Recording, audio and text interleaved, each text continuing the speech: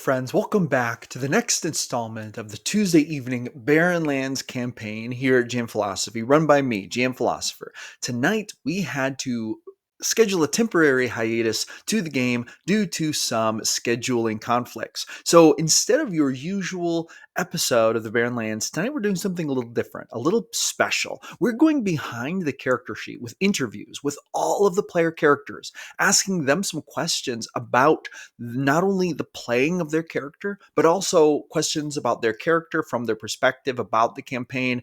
And you're going to get some really interesting insight into how these amazing players, who are all GMs, by the way, run these in-depth player characters. You're not going to want to miss this. If you love running games, this is going to be an invaluable tool that you might want to watch to gain some insight into the thought process these GMs are using to approach these characters. And hey, if you are interested in the Barren Lands, this is going to give you some massive insight into what these players are thinking, what these characters are like, and some background information on these characters that you probably likely did not know. So you are not going to want to miss this. I present to you Behind the Character Sheet, a special in-depth series of interviews about the cast of the Barren Lands campaign.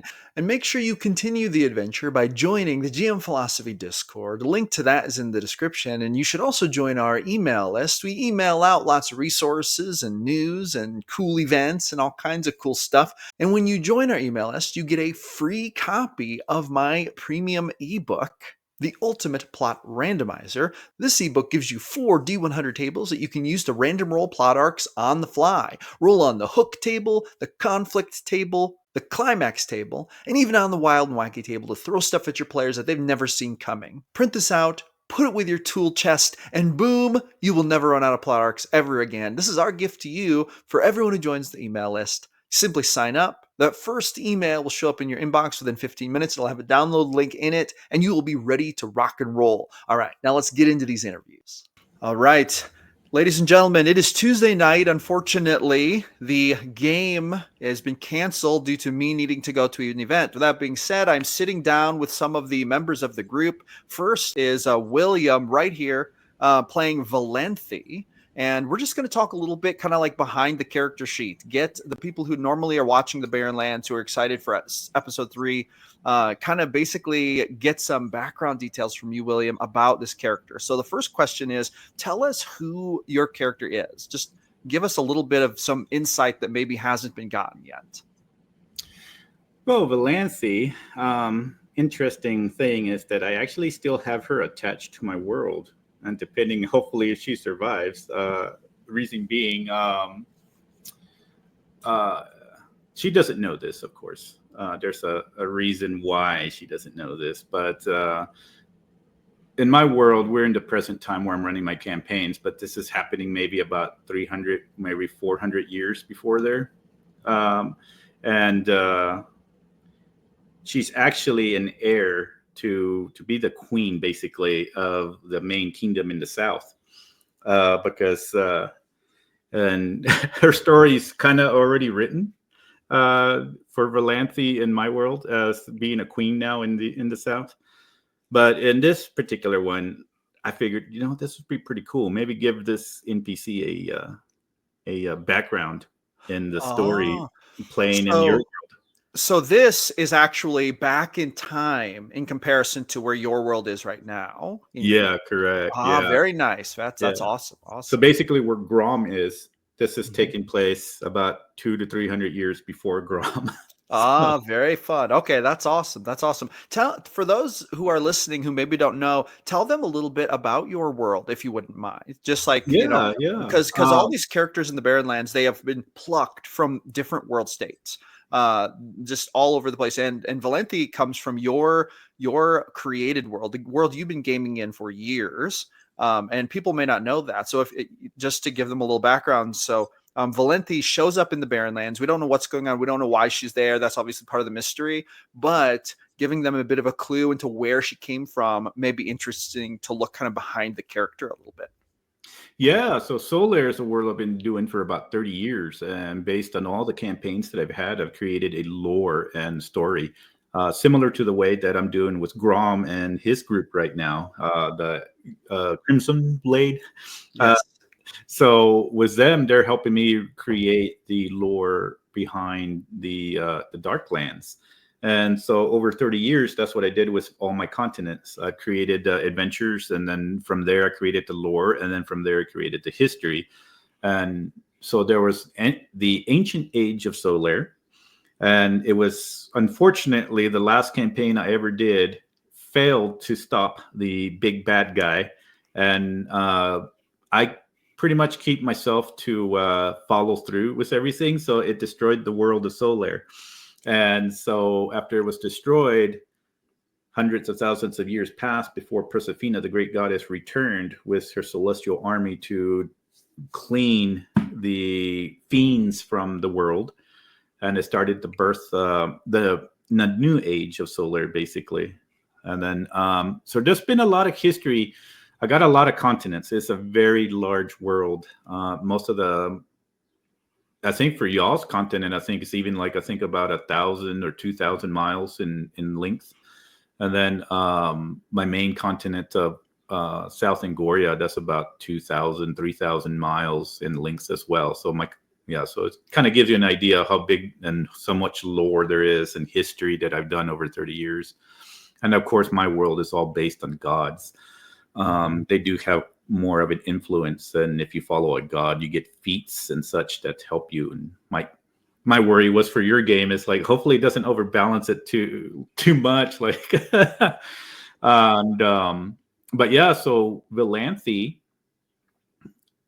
I put her about 200 or 300 years in the past because she has a background, and she lived in the Elandrian forest in a small little farm that her parents kept, and they taught her how to feed the animals, how to raise them, how to grow crops, how to create weapons if needed to be, like bows and such. And up to, in my world, and I think it is part of the general idea, elves usually age like human years all the way up into age 18. And I think that's universal for everywhere that I read. And so she was 15 when her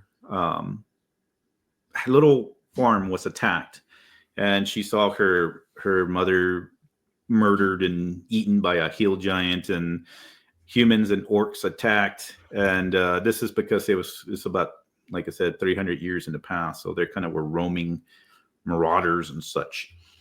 And so she disappeared into the, well, before that she survived because she was hiding under one of the lofts under the what do you call it, the not the, keep saying what's it called, the barn. Can't think today.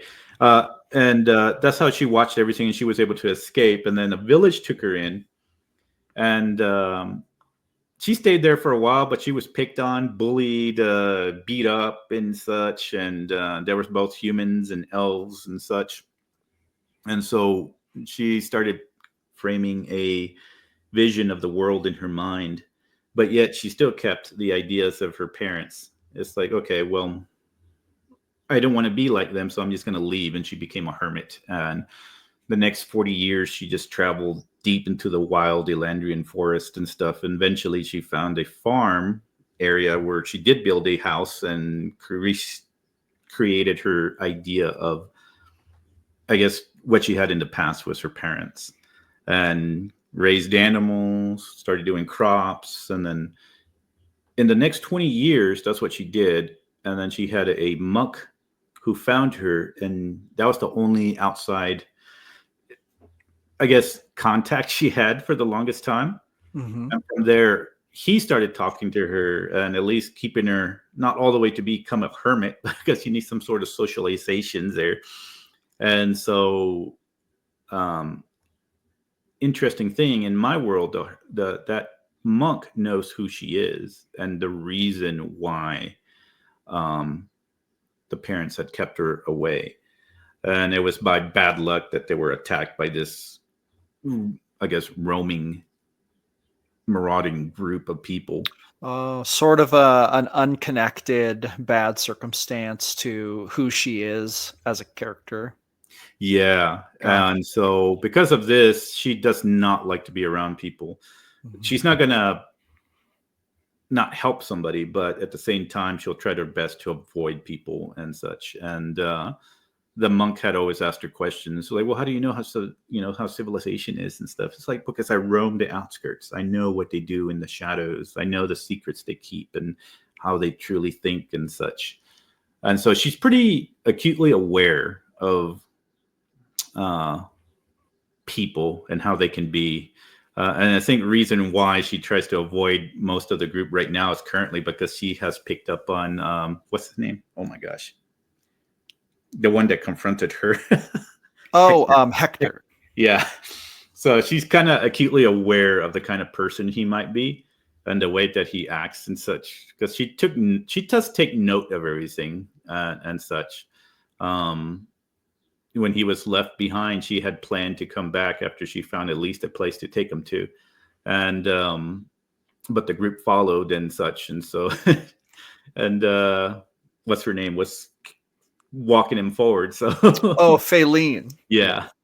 yeah. Mhm. So yeah, so that's the kind of the background that she has, and my idea, hopefully, just to make it more interesting and exciting for myself, is okay. I'm gonna in the future, she is the queen that I have in my world currently. So hopefully, she survives this. Yeah, if not, it might be quite a journey back to your world. Yeah, and it's fun to think that the adventures she's having in this arc might influence the person she becomes eventually in that world state when she returns. That's actually a very fun thing to think about. Very, very cool. All right. Second question is, tell us what her experience has been thus far in this adventure. Very cold and Yeah. strange. Yes. Uh, I had wrote a little tiny short story, and the last thing she did was her monk friend leaving before this happened. Is she fed the animals, and it was about nighttime. Sun had set, maybe an hour into it, maybe a little more, and then she decided she needed to think on his words and why he mentioned for her to travel to the kingdom in the south. She didn't understand that, and she would find out more about herself there. And so she took a stroll into the forest, and as that was happening, that's when she felt this pulsating energy, and she started getting dizzy. She closed her eyes, and then next thing she remembers is waking up to this biting cold under skin, and she sees these strange people with no clothes. And it's like, what is going on here? Oh, wait a minute. Where's my clothes? This is crazy. But the first thing, because she's a survivalist, is the first thing she realizes this is cold. We're going to get hyperthermia. We have at least an hour. I got to find something. Mhm. So that's what she did. And upon realizing that everybody else was in the same situation, she, fired off her firebolt, said, "Hey, I see something over here." And she started going there and finding the cabin and stuff. I think she was, for the most part, she just kind of experienced that survivalist idea that she's been used to for, gosh, for what is it, 60 years?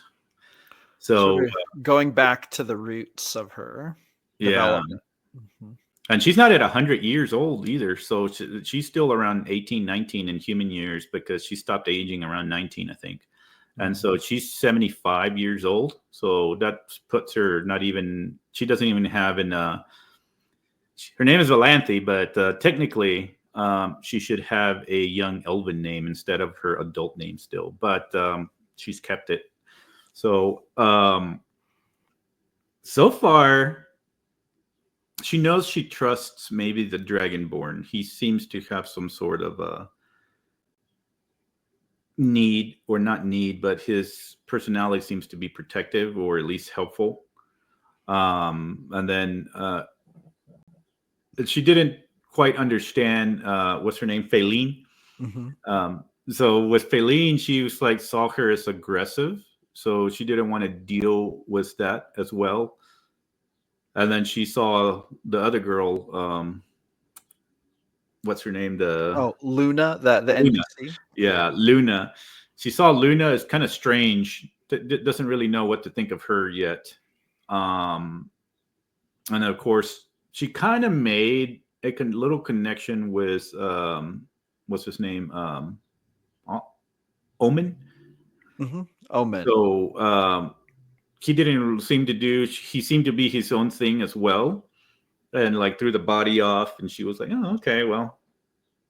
He just seems to be needing to rest, I guess, and then but he's not bothering me. So, um, and then with Hector, she didn't really know much because she had to leave him behind until she could find something.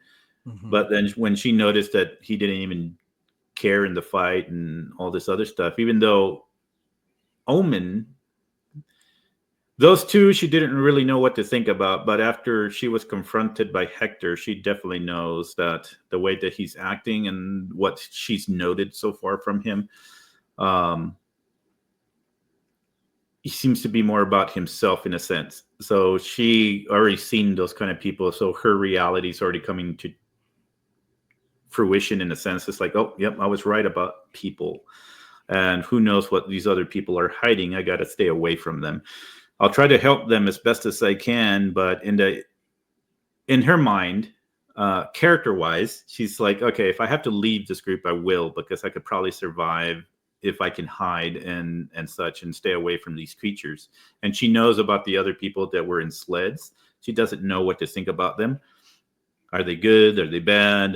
What are they doing out here? Maybe there's a village somewhere nearby. But as far as her experience, yeah, so far has been a little confusing, and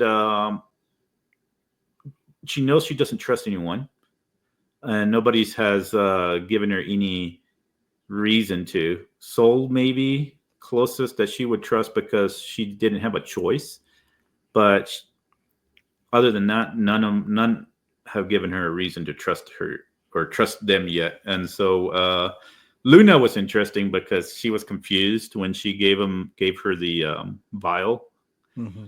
and she didn't know what to think about that. I forgot what Luna said, but that part confused her. She was like, I don't know what to think about this. Is she trying to trick me or not? And her handing the dagger was to test Soul, basically, because she knew she wasn't wanting to do anything with Hector. But in the same time, she doesn't care about the group yet completely. She knows she's still going to help them, but she's like, oh, this is too much dynamics of little politics was in the group already. And she was like, now here you go. Let's see what this guy does. Mm-hmm. So, I yeah. like it. That's awesome. I love it. I love it. All right. Next question is, what has been her most challenging role play moment? Well, I think there were two, but the challenging one was probably when Hector confronted her with the dagger. She had to really think about and judge the room.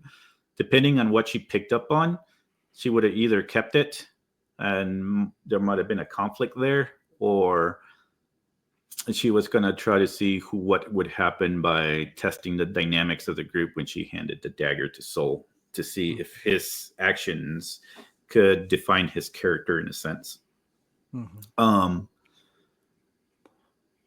She's definitely a loner.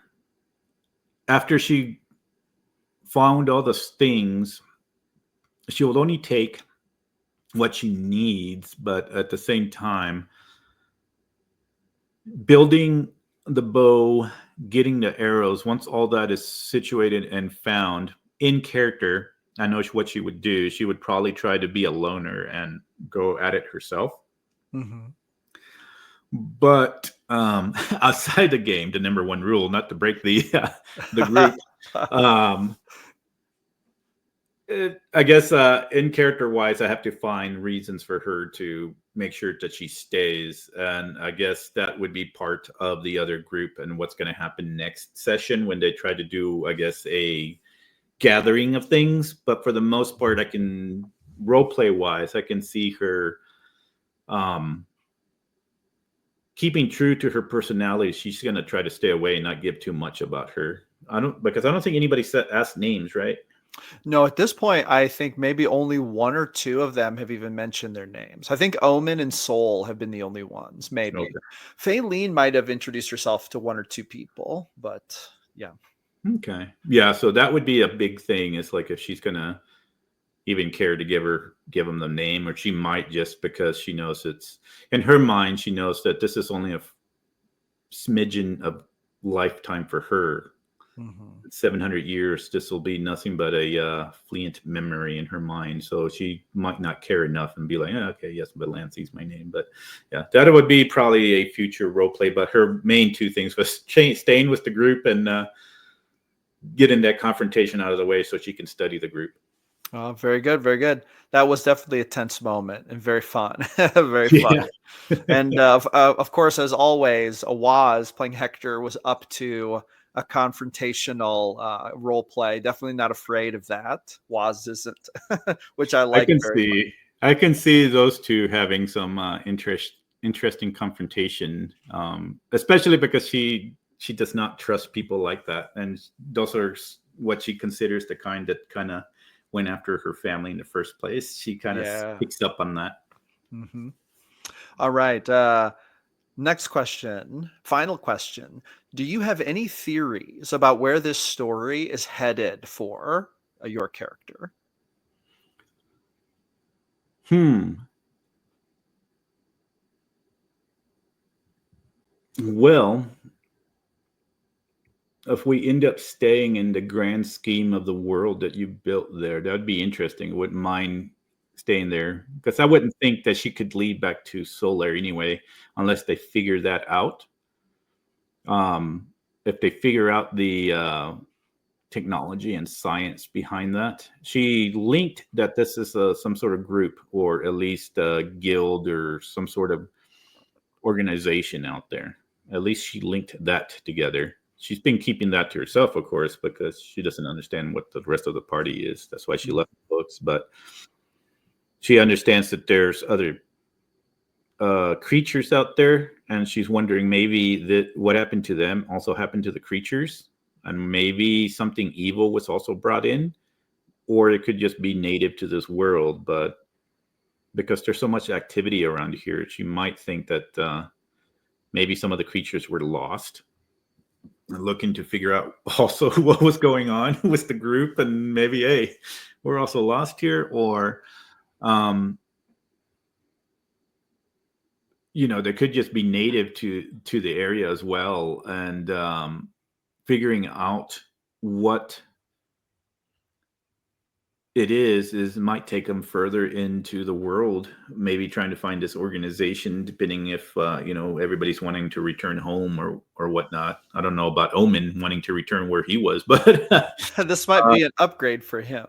yeah. There you But as far as she's concerned, she's like, though she doesn't really stick with the um if it wasn't for her animals, she'd probably not really care and be like, oh, I'm just going to find me another forest. But she understands that they might starve to death and all this. And who knows when her monk friend is going to return to figure out she's not there no more and save the animals. Yeah, yeah. So, yeah, that's about her idea in theory. Is like she'll have to find that organization. If they can follow the clues, maybe find who is going around in the sleds, and maybe those people are good or hopefully not evil, and try to attack them and such. And then When you say the organization, do you mean the one alluded to in the documents that were yeah, found? the little bee, I forgot their complete names, but the little bee people. Oh, yeah, yeah. There seems to be lots of references to a bumblebee and then little flames. There seems to be references to that a lot. Okay, gotcha. Yeah. Very interesting. Okay, very interesting. Do you have any other theories, thoughts, ideas, observations you'd like to share? I think that's about as much as she got as far as of course whatever she didn't pick up on it, I guess, was the creature that was looking at them the last time. But yeah, that's what her main theory that she's going with, is that whatever happened to them, if this thing is snatching them from other worlds, maybe all these creatures and such are being snatched as well.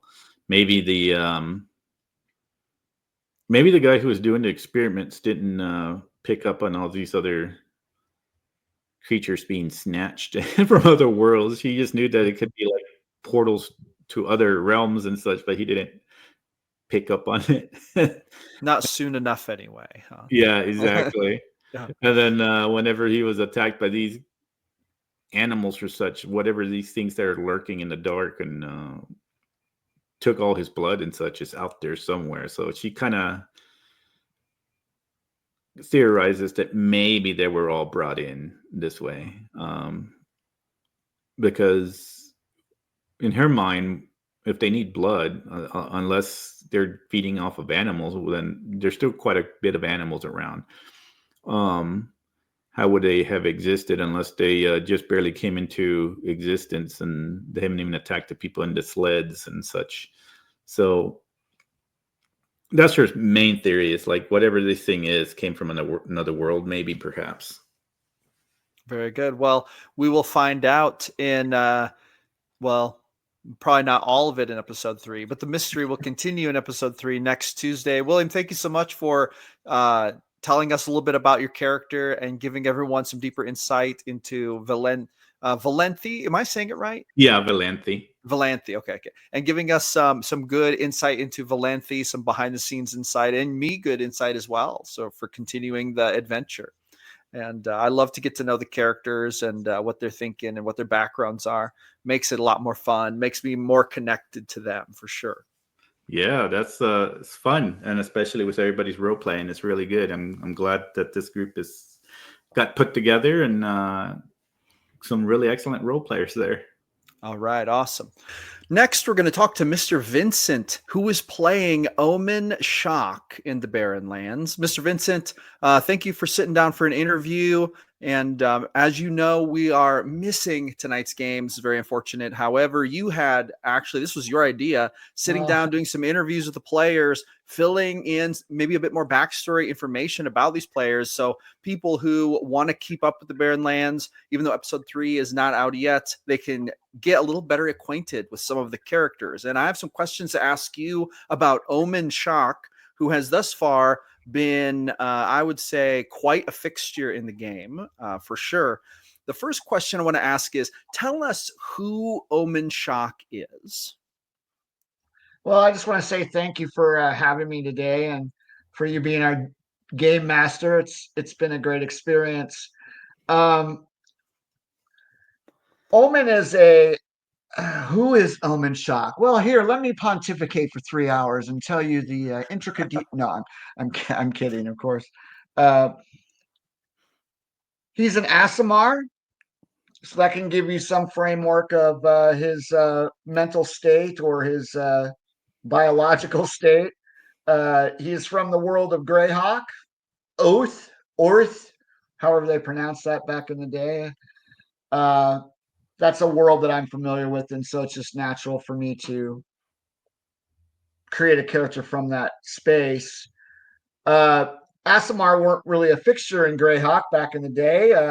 Asimar weren't even a thing back in the day when you were in Greyhawk, or certainly when I was in Greyhawk. So I put him in a kind of a hidden island in the Darmanji Ocean, which is up there, Ah, very good. Yeah. up in the up this way, as it were. Yeah. Ah, okay, okay. Which is That's kind of way up. flavored as a kind of that area is kind of flavored as Indian, as in East Indian type area, from what I've read or what I know. I've never really had any characters go up there and battle or do anything, but there's some adventures set up in that area at any rate. And he comes from an island called Fus Hai Faru. I don't know if that's how you pronounce it, but sounds cool. Anyway, which is translates as Island of the Manta Ray. Oh. At any rate, his father was a monk, a practitioner of the martial arts. Kind of in the, I kind of always saw monks based on the things that I watched growing up. You know, the kung fu movies, Bruce Lee, the Shaolin temples, and things of that nature. So I kind of pictured him as that. He's had an unfortunate experience, though, that when he was 13, him and his family went to a familiar place upon the island to have a wonderful picnic, place where people go to camp, if you will. And he was looking forward to going and killing a rabbit the next morning and proving his value as a hunter. And that evening, the area was surrounded by an unusual mist, an obfuscation, an obscuring cloud that came in, and along with it, some very nasty beasties of a supernatural nature. He was lost within the mist as he came out of his tent, and there was all this battle and blood and things and horror, losing sight of his father and mother and his clan, and wound up coming out of the mist into a forested area, not like where he was from. And he was immediately greeted by another group of monks. However, these were of people that he'd never seen before. And at any rate, where he actually wound up emerging was in a realm in Ravenloft. I don't know if we have any Ravenloft fans out there, but other than Greyhawk, Ravenloft is my favorite realm, just for the whole horror, personal prison aspect of it. And so he began to train with these monks, and they wouldn't allow him to go to sleep. Most of the monks had developed an ability to meditate similar to elves, so they didn't really dream, even though elves sleep is called a reverie, which could be called a dream. But in the realm in Ravenloft he appeared was called Icath, which is in Van Richten's guide to, well, anyway, Van Richten's guide to Ravenloft, and has been around for a while. It was actually an original realm in the Forgotten Realms, governed by a empress who rose to power by killing her father and drugging her siblings and doing all kinds of god awful things. And she got whisked away, and her own little domain was created in Ravenloft. So she torments dreams. And so if you sleep, you go into the dream world. And if you don't sleep, you're wind up, probably when you do sleep, getting eaten by some horrific thing if you're within the walls of her city. And this isn't canon, but I just kind of created this group of monks that lived on the border, kind of a needle in her, side, if you will, because she can see and everything. And so he's been spending the last 10 years just training, being on guard, not being able to sleep, and training for a battle that is yet to come. And so when he gets whisked away and brought to the Barren Lands, for him, it's a great relief. There's no weird voices in his head anymore. There's no land trying to lull him into sleepfulness. And but because he had been so wounded emotionally and physically, that's why he immediately went to sleep as soon as he could. And so that was an interesting challenge to kind of do something really quick, get somewhere, and then shut up for the rest of the session. Because you know me a little bit. I can be rather boisterous and bombastic, if you will, and that's one reason I chose him now. That certainly explains in the first session why he went to sleep, and then onlookers who may not have known any better might have been worried. Well, is the player going to be bored just laying there with the character sleeping? But it seems like you committed to that role play more so than the than the playing time. Right, and I wanted to commit to it 100%, but there were a few occasions in that first episode I had to roll over and say this one sentence like, "Don't light a fire, guys. It's a searchlight out here," or whatever. But yeah, it was very. And then when they went fighting, I had to just lay there. But it, like I said in the second session, or the character said in the second session, it's the safest he's felt. Yes, which maybe makes him over unique. 10 years. He was confident in those people. He knew they weren't going to try to, gut him, or that's the feeling that he had, and they weren't going to invade his dreams. And so there you go. I had to play it that way, and it's what my character would do. I like it. I love it. All right. Next question. Tell us what Omen's experience has been thus far in the adventure. And this question, you can take it however you like, but I'm kind of thinking just from his perspective. What has his experience been? Well, when he first landed into this world upon his knees in the snow, I mean, he immediately began crying. I mentioned that the tears went down his face and started freezing because he's felt free. Which was very interesting because when that happened, my knee-jerk reaction, just as the GM running the game, who didn't really know much about his background, thought, "Oh wow, his character is very upset that this happened." That was my initial thought at first. Right, right. Yeah, and I also thought that maybe other players would view him as someone who is mourning the loss of something or whatever, and they were they were tears of joy. The constant probing by the Empress Tay Sing or whatever her name is, were no longer there. And that's why he was very interested in the whispers that he did hear when he came through the teleportation beam, if you will. I was the only character who got to hear those whispers simply because I was the only one that rolled high enough, obviously. But very that was really interesting for me. I'm all like, how would he react to hearing these whispers? Well, he'd been hearing them for 10 years, so he was just able to take them in. But then once he landed on solid ground, all those whispers were gone. And so hence the tears. Then it was just an immediate wanting to find shelter, obviously, because of basic need and his desire to, well, if this is going to be quiet now, I can finally get some rest, So that would be his initial experience. Again, he, however, in the second session, I couldn't keep him sleeping. I had to do something. And so his interactions with the players has been interesting.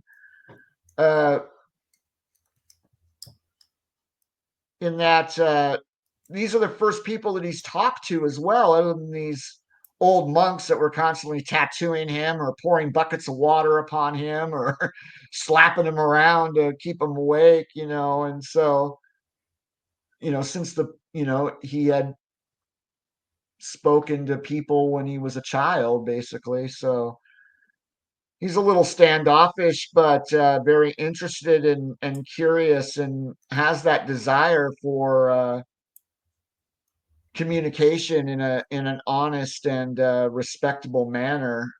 So that has been a lot of his experience.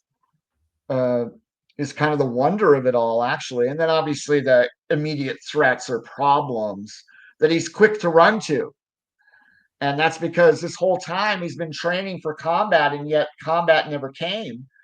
The creatures and the whispers and they constantly probed and prodded, but there was nothing you could fight. It was like trying to fight air.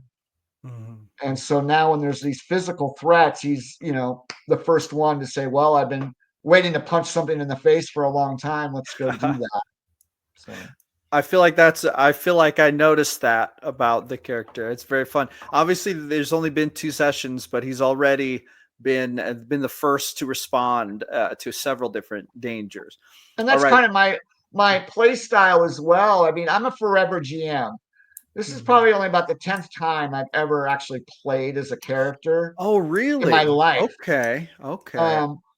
And any other time I played as a character, it was a one shot. I mean, I played in William's campaign 3 times. Mm-hmm. I played once at a convention a couple months ago, and then prior to that, it was stuff I did in high school, as a player, and then I just used my DM techniques to steamroll and become Lord of the Abyss in 4 game sessions. So. At level 5, they become Lord of the Abyss. Yeah, that's so interesting. I guess we had not really talked about that very much. I did not know that I knew you GM'd, but I didn't know you were like a forever GM who didn't. Oh, absolutely, absolutely. That's one of the reasons why I watched the channel. I mean, because I was getting back into the gaming again, getting my family into it, and I mean, to be honest, a lot of the advice in a lot of the YouTube space about how to be a GM, I just find it more confirming of stuff that I already kind of do. And Mhm, there are many tips that I go, oh, okay, let's try to do that. mhm. Um, but as a player, I mean, I've certainly seen lots of players because I have GM'd a lot. Um, but I have a hard time not wanting to push the story as a player, Mhm. right? Because as a GM, we're sitting behind the screen. We give this scenario out, and we're asking questions of these players, and oftentimes it's like pulling teeth to get them to Yeah. interact or ask the questions. And so for me as a player, I'm always trying to propel story. I don't know, maybe just because that's my natural inclination to move forward. When sometimes you do need to stop and smell the roses. Well, maybe, but I think I tend to agree with you that GMs appreciate players who want to push the story, who care about the story. I feel like I'm that kind of player when I play, and so that's very cool, and I feel like I can sense that. That's just so interesting that you've done so much GMing and so little playing. I would have said that you seem like you've played a lot more than you have, just Well, I've based always on been a bit of a ham and a bit of a little bit of the bard. The blood of the bard flows through these veins, perhaps. So yeah, heck I've done yeah. a lot. I've done a lot of little acting and radio and that kind of stuff, and certainly just a student of theater and film for my own personal love of that, and also a little bit in college and stuff. So um, yeah, I mean, I'm not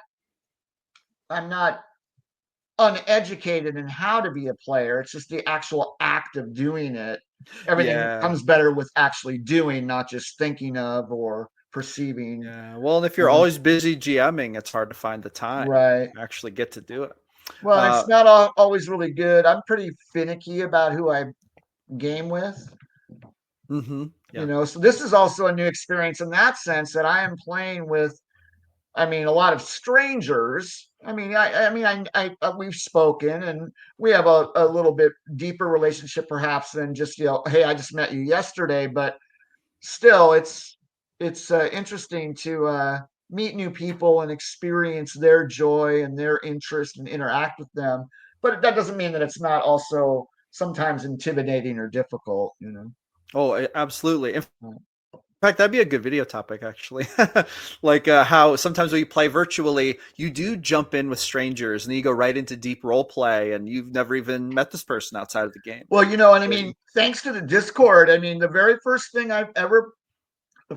time I was a player in forever was with John and that Shadow Dark one shot Mm-hmm. contest winning dungeon. I didn't know any of those people at all. Never heard their voice. Only a few texted things on Discord. Wow. And it was a fantastic experience. I really wish we would have filmed that so that people could see that you could have this kind of good experience with complete unknowns. I Mm-hmm. mean, frankly, I was shocked. I did not expect it to be that smooth and comfortable and laughter and very close to the hey, I've known you for a while and you're now at my table type experience. I was Yeah. really surprised. Yeah, well, nothing like playing some D&D or Shadow Dark to get you in that zone of making friends. It tends to happen Right. naturally, Right. as I'm sure you've found. All Yeah, right, absolutely. the next question is, Sure. what has been Omen's most challenging role play moment?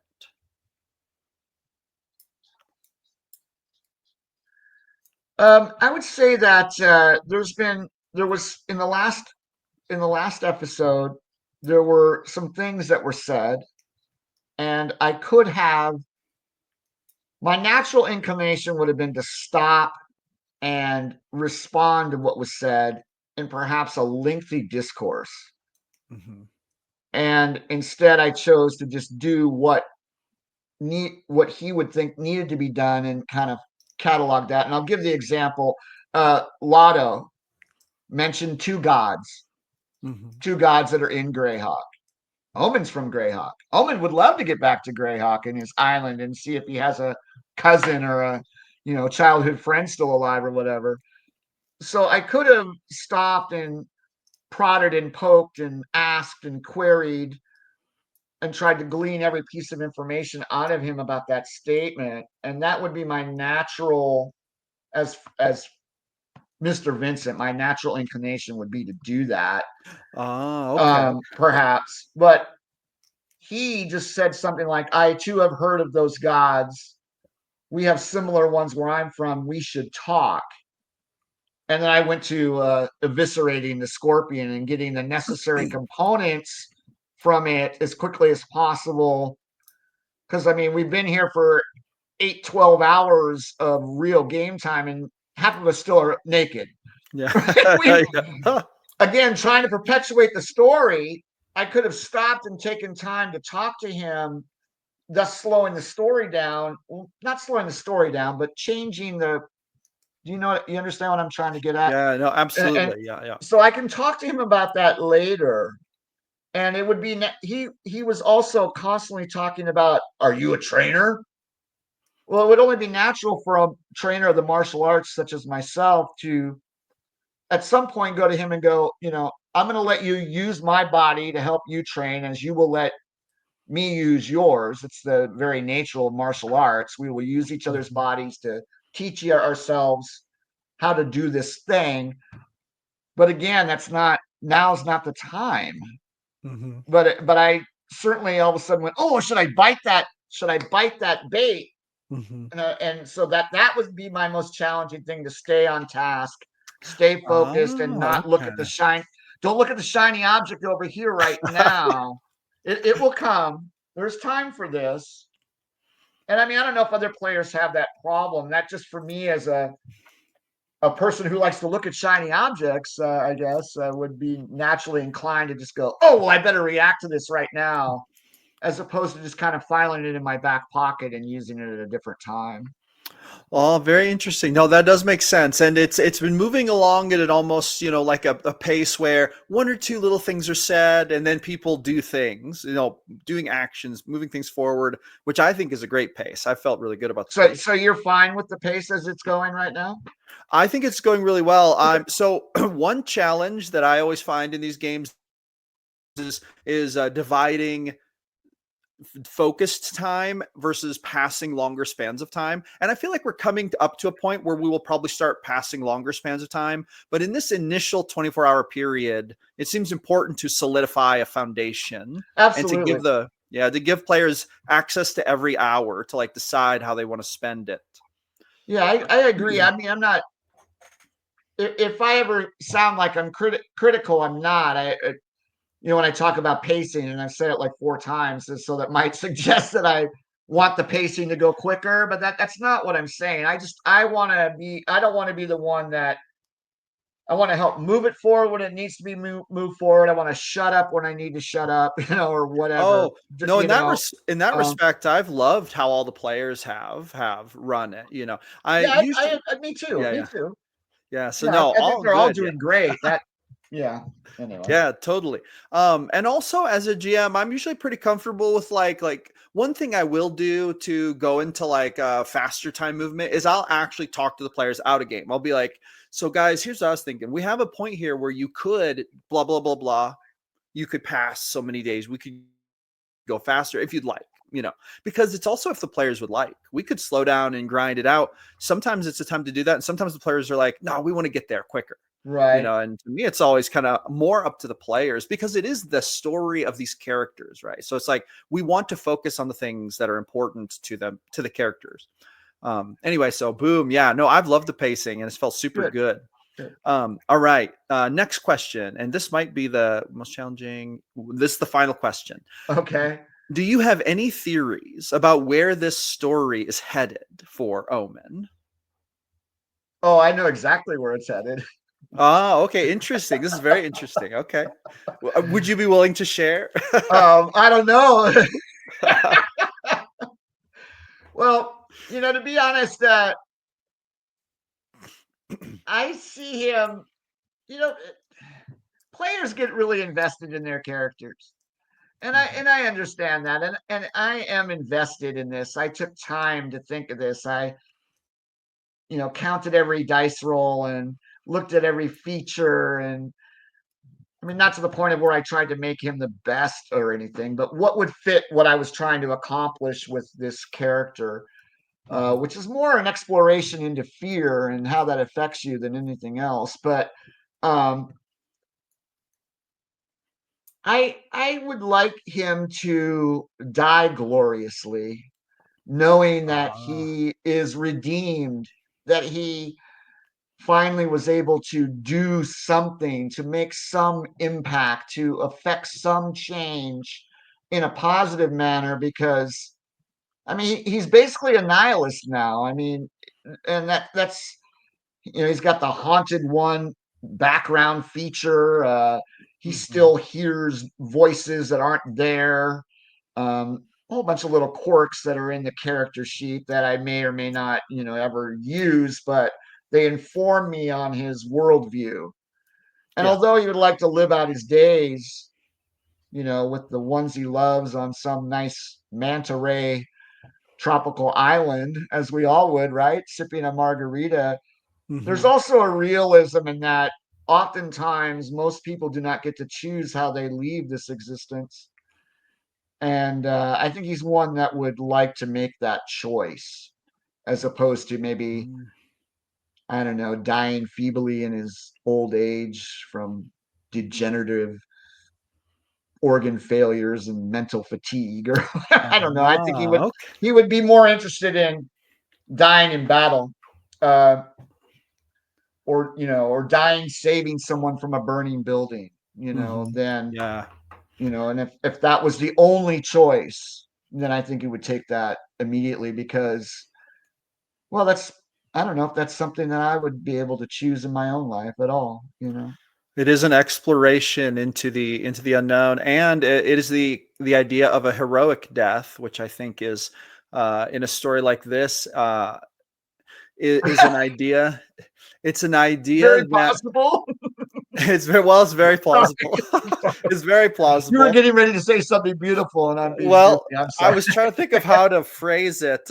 It's an idea that is certainly in the setting worthy of thinking about and exploring. And it sounds like you, as a player, have thought about your character in this way. I'm not sure if Omen has thought this way, but you have thought this way. No, I think he has, because he's expected death every day, every Mhm. second, every moment of every day for the last 10 years. And so, if today is the day, I will not die, running from the darkness. I shall stand boldly. But, Mhm. all that kind of pontificating. I love it. All right, ladies and gentlemen, Mr. Vincent, player of Omen Shock, you will get to see the next installment next Tuesday, episode 3. Look The forward the to. Me too. The crew will be back in session. Mr. Vincent, thank you so much for Hey, talking thank to us you. about Omen, giving us some background information. Thank you. Appreciate it. All right. Next, we're sitting down with Waz, who is playing Hector in the Barren Lands on Tuesday night. So, Waz, I've got a couple questions for you here. Super pumped to give everyone a closer look and some deeper insight into this very interesting character who, even in the first 2 sessions, has definitely, maybe say, ruffled a few feathers and done some interesting things. So, the first question is, tell us who Hector is. Well, Hector is essentially a gifted umbral human from the Ebb and Tides setting. They umbral humans are humans that are born in the shadow plane, and a gifted umbral, which is what Hector is a cursed version of that. Provides, in his case, it provides necrotic resistance, but it also gives him a -6 to his charisma. So he's running around with a total of 6 charisma. Oh, So, wow. Okay. Okay. yeah. So he's not the nicest person normally. But as you've heard in the sessions, Hector lost his left leg 3 hours before being transported to the Barren Lands.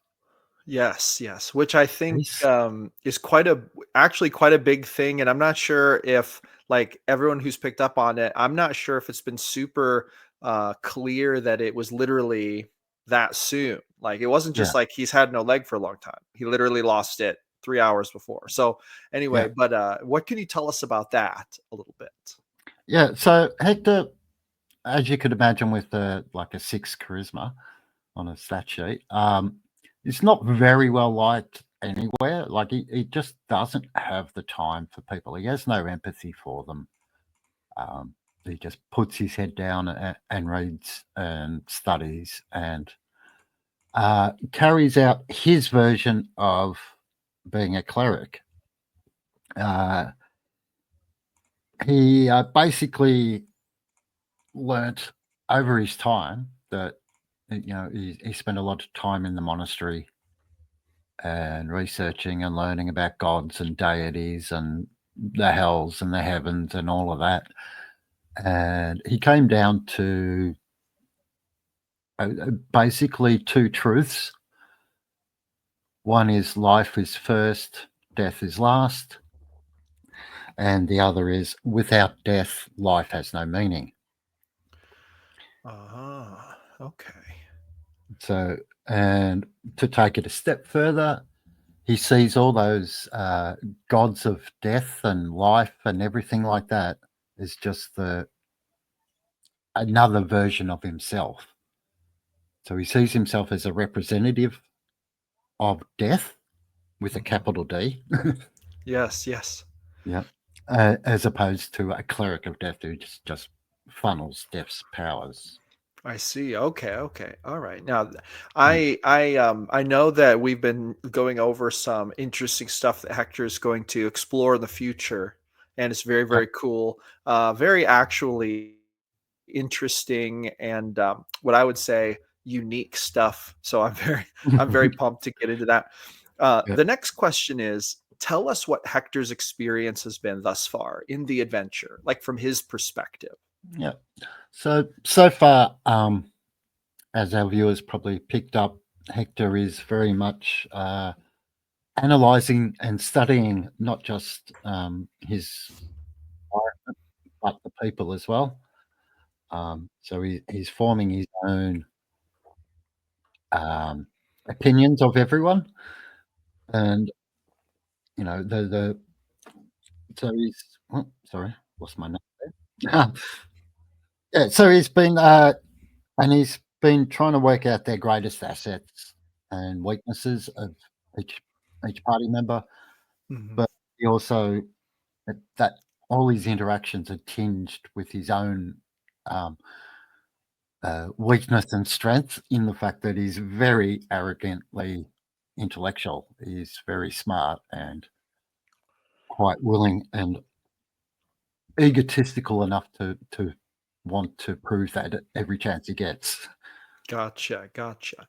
Would you say that he is worried about this situation, or like what would be the word? Or interested, or if there was one At word? at the moment, the big word for him is opportunity. Ah, okay, okay, nice, very nice. Yeah, like with some of the things that we've discussed out of game, Yeah. yeah, there's quite a room for him to expand his wings. Yes, I'm almost getting the sense that he sees this as an opportunity to expand these important things he believes in and is exploring. And I almost get the Yeah, sense of that. Yeah. yeah, Ah, very very much good. so. Yeah, Excellent. like at this stage, and like I think I've written it down here somewhere. What experiences, um, but basically, he's worked out that there's a gap in the gods here in this environment. He hasn't worked out what the environment is yet. He hasn't worked out whether it's a plane or an actual world. He's Mhm. not quite sure yet, but he's getting coming from a shadow plane world. Like he gets the feeling that it is a plane and it has limits. Yeah. But with what he's seen, and what the others have reported back, if there's a native population, then yeah, he's very keen to see that opportunity and expand his learnings. Very nice. Yeah, no, totally. I'm very excited for that.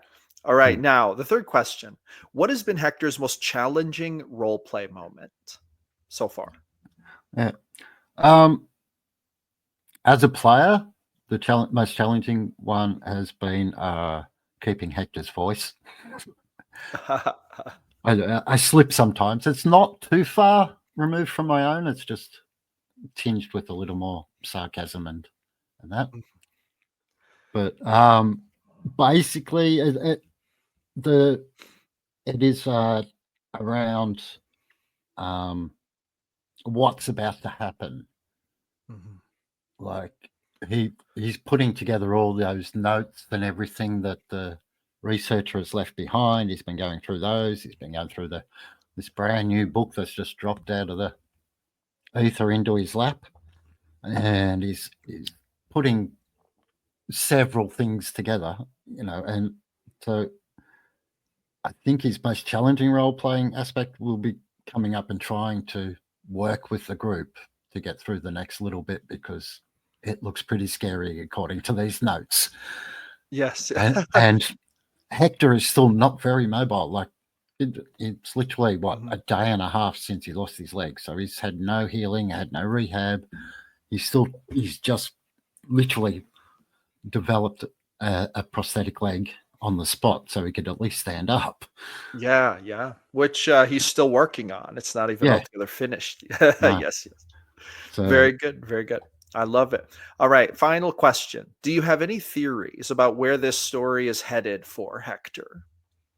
for Hector, yeah, well, I've got a couple. Mhm.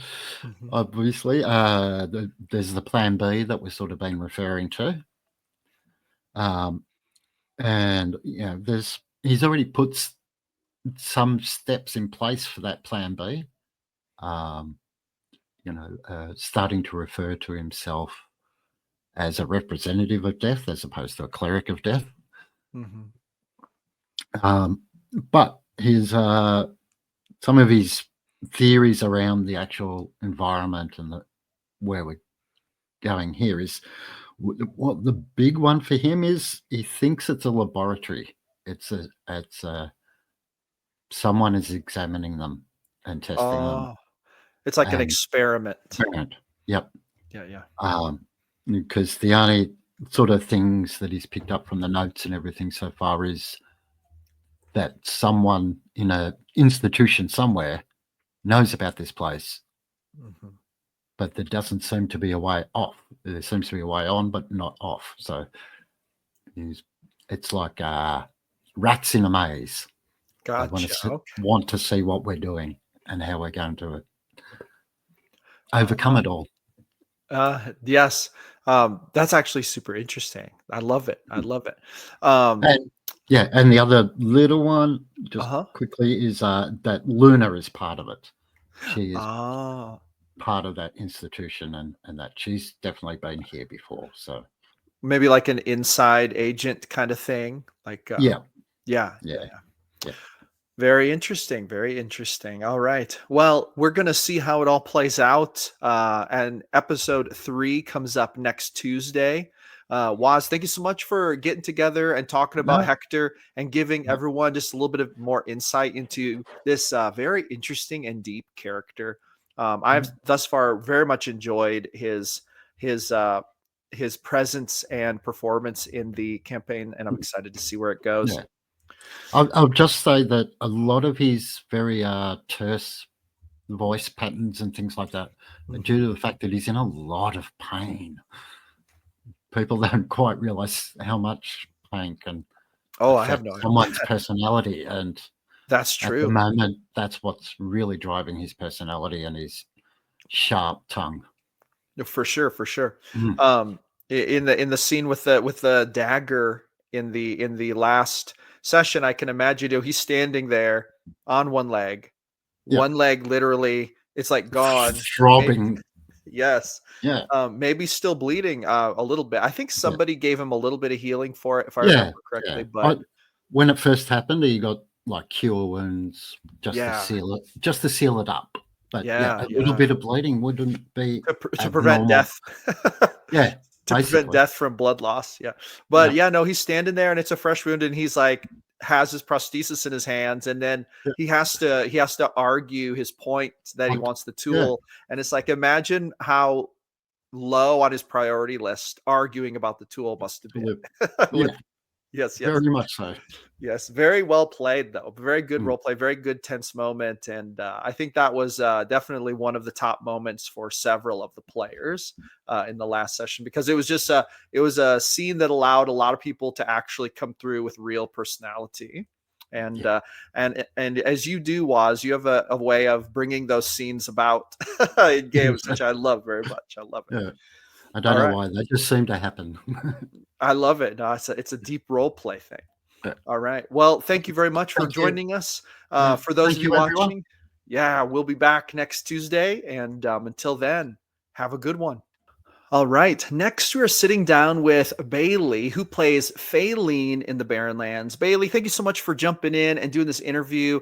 Super pumped to give everyone a closer look at Faylene, and even for myself to get a closer look and to get to know Faylene just a little bit better. These interviews have been very enlightening for me to get to know the players a little bit better, and the characters. And joining us also is Kelf, who plays Soul. Kel, we have already started the interview. Thank you so much for joining us. We are basically talking about these characters, getting a little deeper look at them, getting the bigger picture so that the people who are watching the game, following the game, can get to know them just a little bit better. So I want to ask you both this first question. If you can, feel free to ask in whatever order you'd like, and you can even bounce this off each other if you'd like. Number one, tell us who your character is. So for Bailey, who is Faylene? And then for Kelf, who is Soul? Give us a little bit of more in-depth look at that. So Soul is, to kind of put it into a phrase, Soul is the light that shines from the deepest, darkest shadows. His earliest memories were shrouded in darkness, almost both literal and metaphorical. He was born into slavery within a black market trade notorious for exploiting dragonborn for their valuable glistening scales. So his early years were kind of defined by cruelty and despair. He was known then as Gold Runt 4, because he was the fourth gold dragonborn that they had. So that was just kind of what he was known as. Joe stripped of any identity. Never knew his parents, never knew where he came from or anything like that. And he was treated as a resource more than as a person. And days back then were spent confined in shadowy hovels. His golden scales, a beacon only to those attracted by greed and malice. And at that time, he had never felt the warmth of the sun or the kindness of a stranger. So there was the night that defined him. It was a sort of the storm that changed everything. One fateful night, he was being transported. His captors, his slavers, were transporting him and others in a rickety wagon along a treacherous mountain pass. And a storm descended upon them that seemed almost apocalyptic. The winds were howling like banshees. The rain was pounding in a relentless fury. And as the wagon struggled along this perilous path that it was taking, Eventually, the wheels finally succumbed to the slick terrain. And with the rush of water and the weight of the wagon, it eventually careened off of a cliffside, tumbling into a ravine below, and Soul lost consciousness amidst the chaos.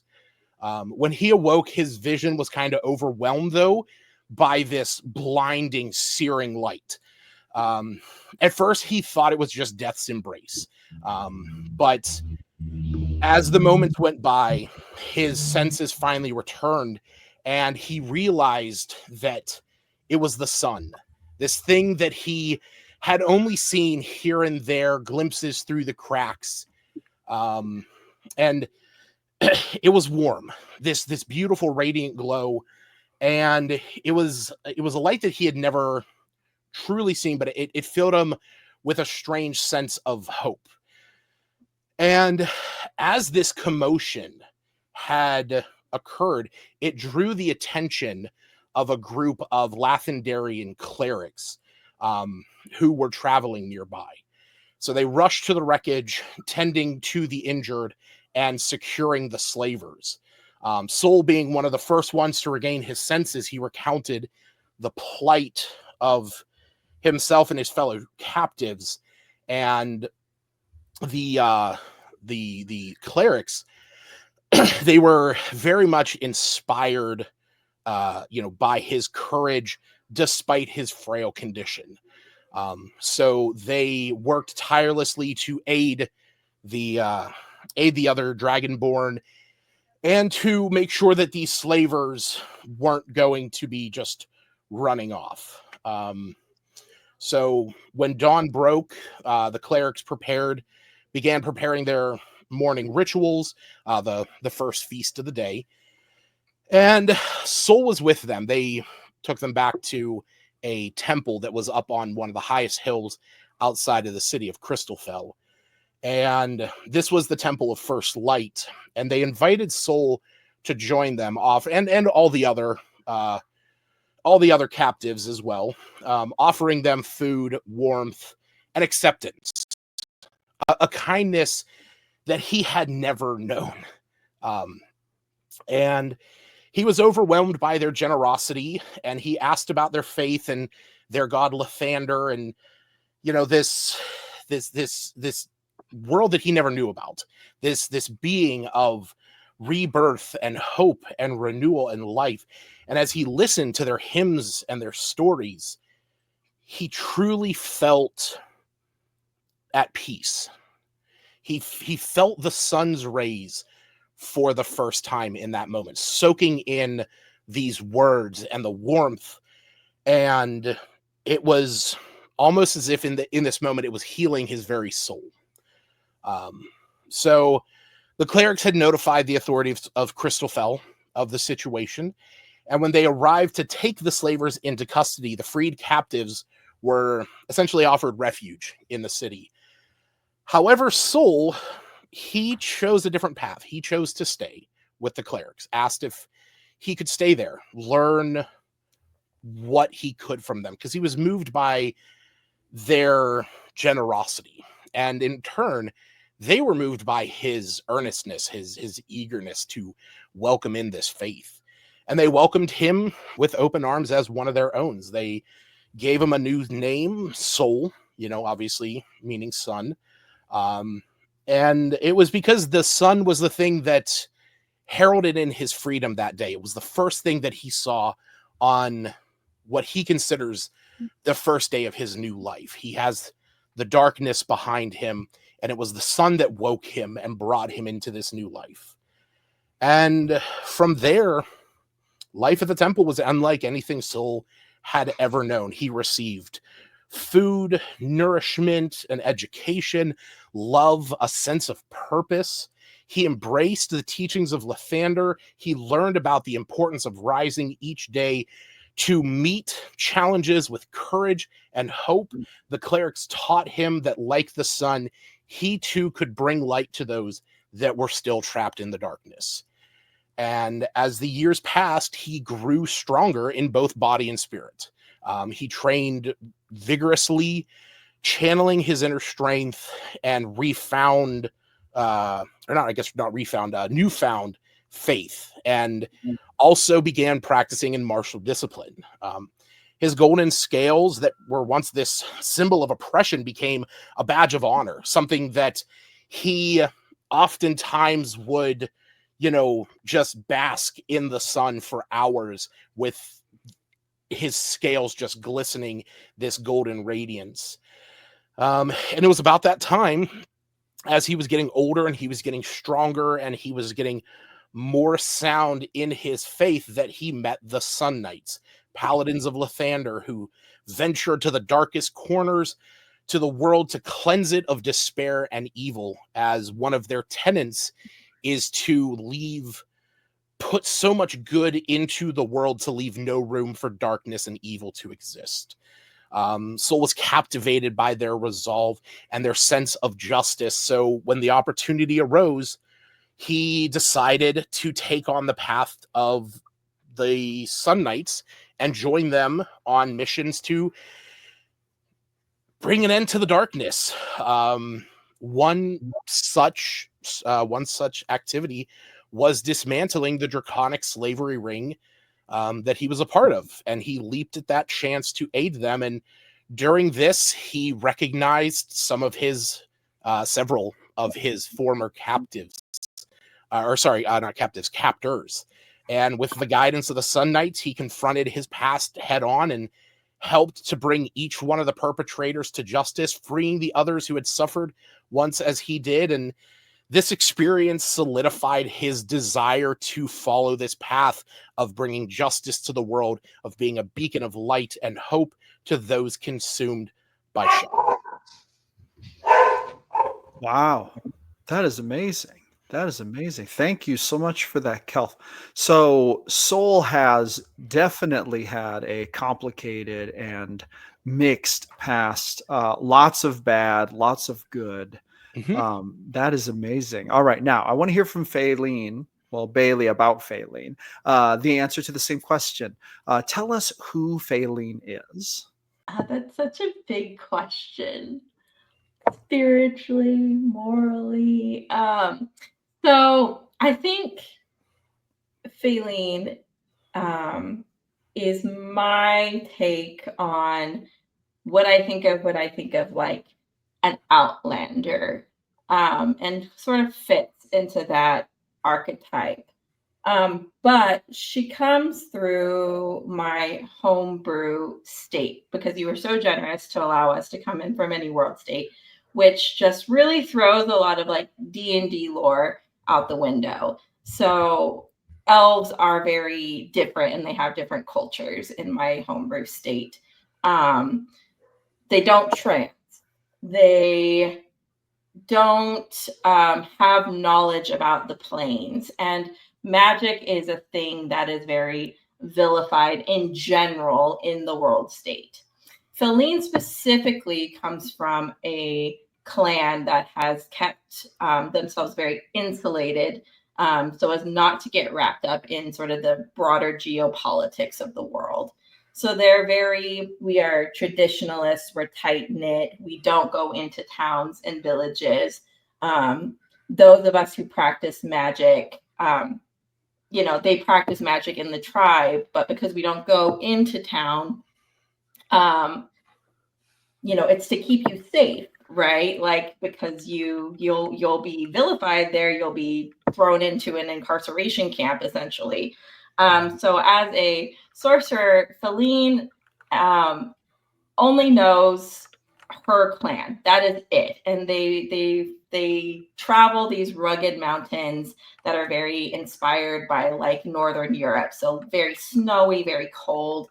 And they're herders. They herd these giant megalodon reindeer. And so life is both complicated in this world in a broader sense, but in the clan it's very simplified, because it's like, we do this, we go to our herding grounds, and you are expected to be a positive community member, and that's really it. It's a lot of repetitive chores and things like that. So Faylene grew up always with kind of this curiosity about what life is outside of the clans, which was very discouraged by her elders, right? Because again, it's not safe for you to want to know about that. Which I think Faylene inherently wants to be a good person, a good contributor. So she goes along with it, even if that's not her first instinct. And so when she was 16, she was tending to the herds when the herds were accosted by these giant dire wolves, right? And that's when Faylene first came into her magic and found out that she was actually a very powerful sort of fire and ice based sorcerer. Just in like a moment of desperation, right? Created this sort of firestorm around her. And in her clan, they have a coming of age ritual called the Naxa. And this is when you officially become an adult.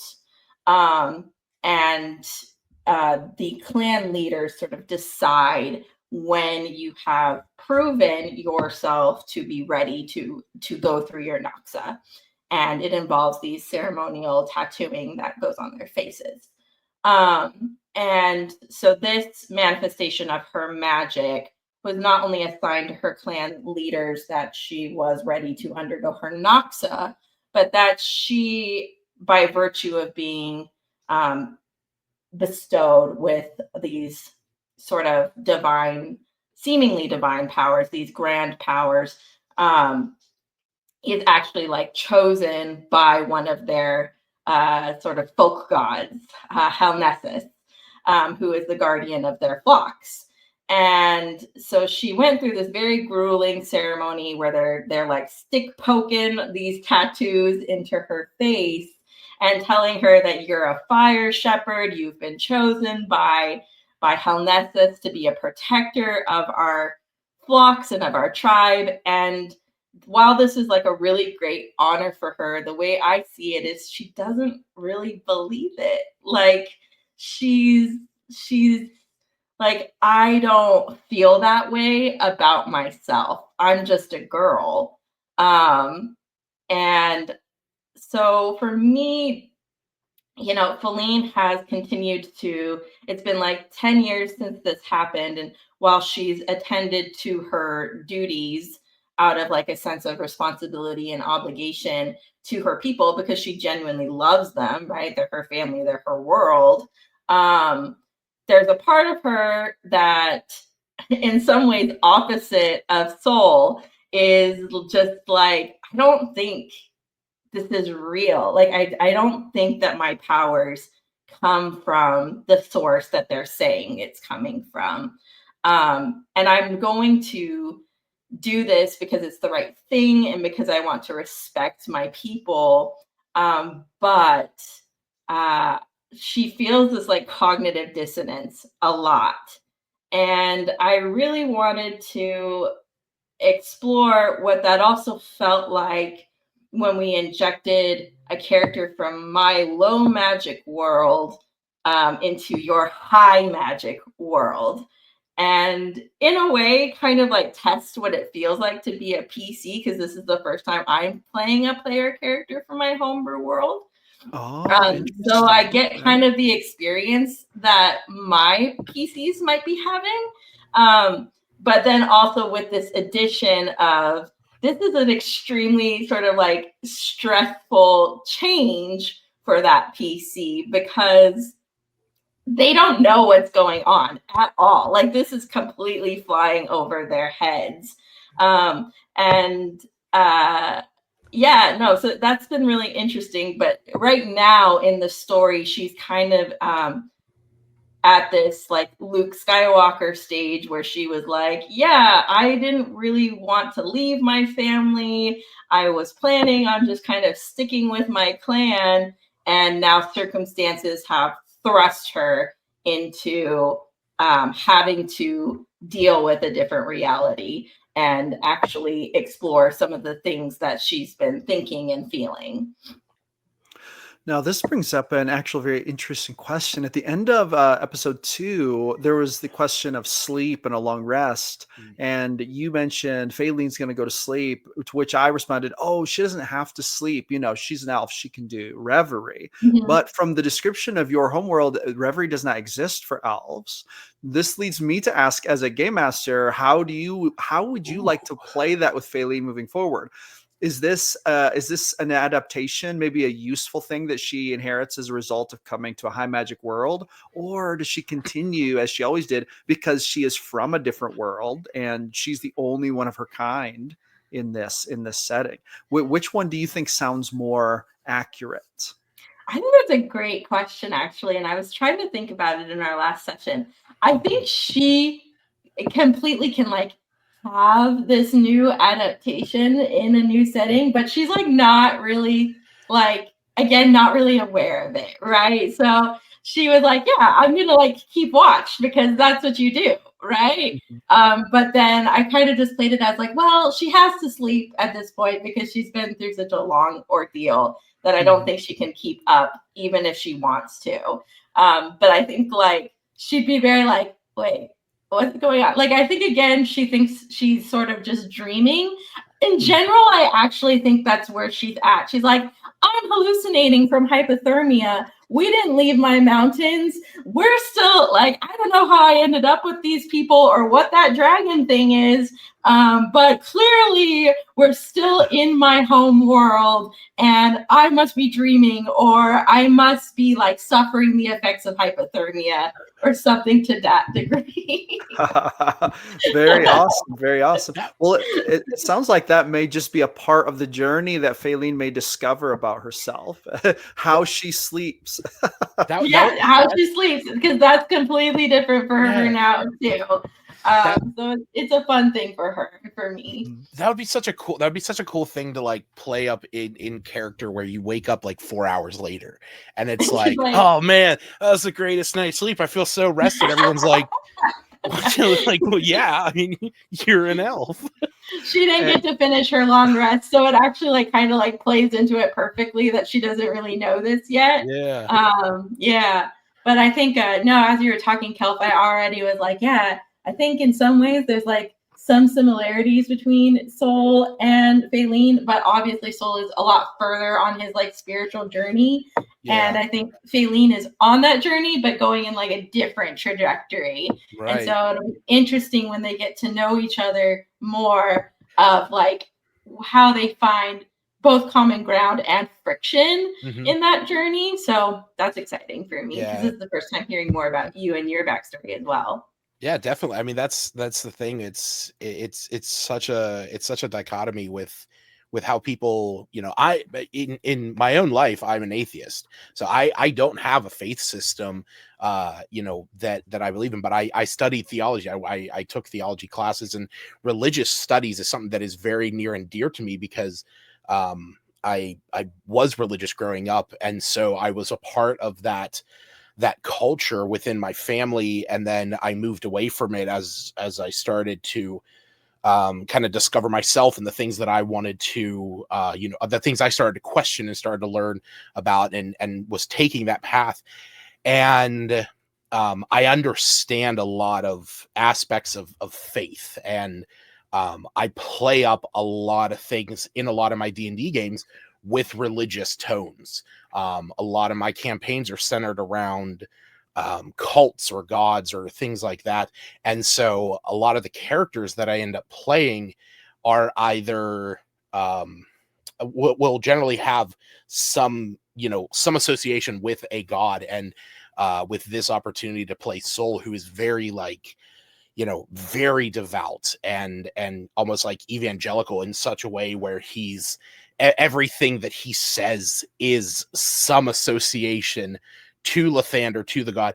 I sat down for a couple hours and wrote up at least like 2 to 3 little, sayings and verbal incantations for each of the spells that he has, so that there can be a tie to the light, the sun, Lathander, the morning lord, however it be, whether it's, like Lathander's wisdom upon you, and when he casts guidance or something like that. And So yeah, it's going to be really fun seeing Faline kind of, take those steps, and it'll be really fun to play Soul into that, where he's definitely going to be more of a force of like pushing her to find that faith and to go to dive headfirst into it. He's kind of that fun uncle who's like throwing the kid into the pool, and it's like, just put your arms out, and tossing them in just to get them acclimated to the cold water. And so yeah, I think that'll be a lot of fun. Yeah, I think it will be fun to just see what the push and pull between them ends up being once she gets over the fact that you're a dragon. Because again, True. it's like, yeah, dragons don't exist. You're all dead. You're some kind of freak. Yeah. And that is one of those things that, like, in my homebrew world of Elsmore, it's very cookie cutter in a way that the way that I designed it, where almost everything I pulled as far as like races, magic systems, pantheons was pulled from the Forgotten Realms.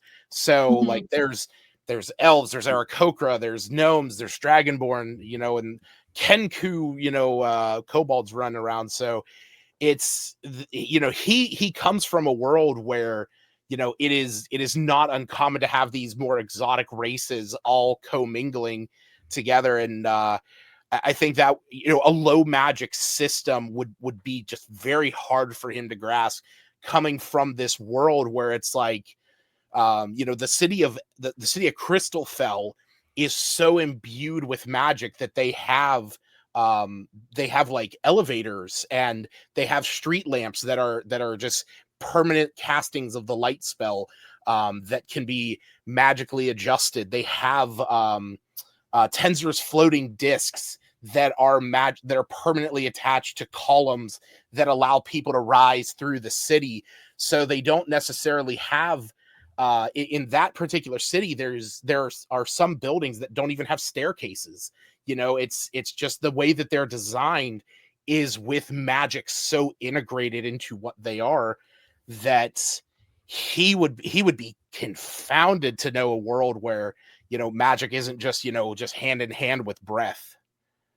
Yeah, that's very interesting. And then it's also interesting because, of course, this is all going to interface, Josh, with the amount of magic that you bring into your world. Yeah, which is, I feel like, kind of yet to be determined. Although you've both determined that there's at least enough magic that you have not been stifled in such a manner yet, at least. This is a great segue into our next question, actually, which is, and let's start with you, Kelf. Tell us what Soul's experience has been from his perspective thus far in the campaign. So are you talking more on like how he's compartmentalizing everything that's happened, or is it like what he's rationalizing to himself? Oh, I think it could be either. I'm thinking more like, event happened. Soul was dumped into the snow. Yeah. What has his experience been like? And I guess maybe it's a question of of those two things, which one has he done more thinking about? That might be an interesting question. So just prior to everything happening at the start of the campaign, he was on a mission with the Sun Knights. They were on their way to do some reconnaissance on a particularly nasty situation, dealing with some a slavery ring, not specifically relating to him, but of something else. And suddenly he's just not there. It's as it was described in the first episode, where we're suddenly, kind of falling, waking up, and there's all these strange people around him, people that he doesn't know, and he's out in this tundra, and because he comes from a world of high magic, he understands that magic can go awry. There are stories within the world of Elsmore of magic failing and stuff stuff like sort of domino affecting because of that into tragedy. So he understands that this could have been a situation of they walked into a trap and now he's there. This, this could be something where, for all that he knows, something tragic could have happened that wasn't a trap, but one of his allies cast a spell on him, sending him somewhere that was safer. Or this was just a happenstance of a fluctuation in the weave. Or it could be, kind of like, in a way, who was it? Was it Valenthi that was, or was it Hector that was saying that he was being tested? I believe that was Hector. Okay, yeah. So, I remember, because it was like, I don't think we're being tested. He knows that Lathander is not cruel in that way. So he's not sure what is going on, but all that he knows is there are people around him that are in the same situation that he is. And he is terrified of what is going on. He obviously is out of his comfort zone. He doesn't know what's happening, but he knows that in order to survive, he needs to keep his head about himself. He needs to focus, and he needs to be that beacon of light and hope to himself so that he can be that for everyone else. So kind of in a way, he's pushing aside his own terrified feelings in order to be somebody that anybody else can rely on, like with Luna, for example. Just those first initial moments of seeing this, this small scared girl, and her coming to Soul, for protection. And it's because of the life that he grew up in, of living in the shadows and being scared, to now wanting to be something so much more. He is just trying to do that, and not knowing where he is. That is definitely one of the things that is the most challenging for him, because with his particular like mechanical build is more aligned with a support character. He is not he's not a scout. He's while he is martially adept, he is far more suited for aiding those in need. Bless, cure wounds, guidance and stuff like that. But